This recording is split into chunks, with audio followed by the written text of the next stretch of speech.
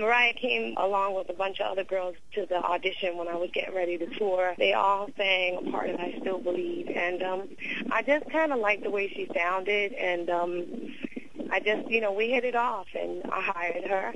And after hiring her, I noticed that just the credibility in her voice. I always thought she had a beautiful sound, but I really discovered Mariah's voice when she was sitting in the corner listening to her CD. She was a lot more shyer than she is today, kind of more different. I didn't know that side of Mariah where she's so, like, diva-ish, but Mariah was much more quiet, and I just thought she was talented. When I heard her CD, it was a demo, and she hadn't gotten a record deal, and I just thought that she deserved a break, so I was friends with Tommy Mottola, and I took her to a party, and I gave Tommy Mariah's tape and said, it's my friend, and I want you to see if you can give her a record deal because she's been having a tough time to find somebody to give her a deal. And I told Mariah that, and Mariah was like, no, she just said that it was very difficult for her to get a deal, but I really thought she was talented. And I told her, I said, you shouldn't be singing backwards. You should have your own record out. And she's like, it's been difficult. And I told her that I would help her, and that's what I did. And I got her started and introduced her to Tommy, gave him the tape, and it was history after that. Mm-hmm. And how'd you feel about Mariah paying tribute to you when she remade I Still Believe? I don't know.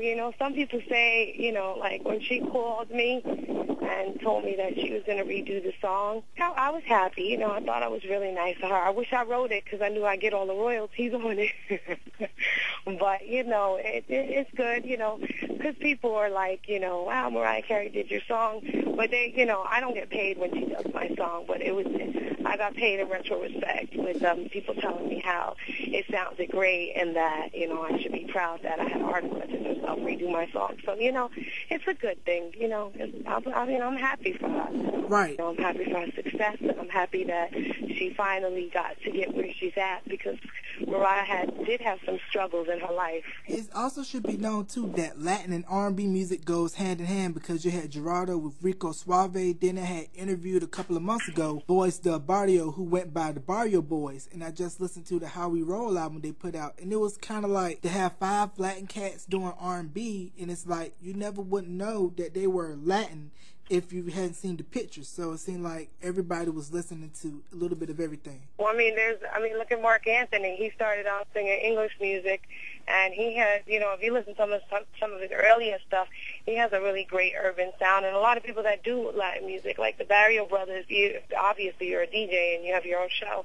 They got some great English material, and they're very urbanized. And also, too, before her untimely death, Selena was about to blow up here in America because she had already been a big star everywhere else in Latin countries, but she was about to really break in the U.S. before her life got tragically cut short. Actually, I was supposed to have 2 songs on that album before that incident, and it's unfortunate because, of course, she's a talented singer. More than a talented singer, she was recognized in the Latin music, and she was just getting her doors open for the English music. But, it would have been great for me, too. It's kind of like once bitten, twice shot. Like, I had the one thing with Mariah, then I had this big opportunity with Selena, not only as an artist, but as a songwriter. It would have been another door open, but, she has, great music that everybody can remember her by, but, it's sad, So what was your opinion on, you're, of course, part of freestyle, and what was your opinion about it, because you had artists like yourself, Lisa, Nicole Jam, TKA, Sweet Sensation, Expose, and Seduction?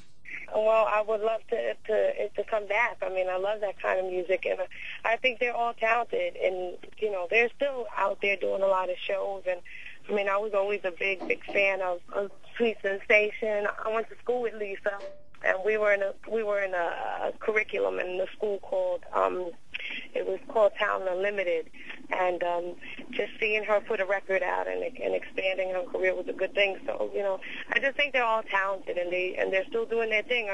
That music doesn't always get the recognition that it should, but fortunately they're able to stay above water and still get gigs and have their music play, whether it be through internet radio or Sirius satellite radio or any type of college radio. So it's good for them because it still keeps their names keeping their careers going. So what was your opinion on New Jet Swing? It's a great idea to use that type of fusion because it's just, blending two types of music together. And it's, like I told you, it's a lot of versatility.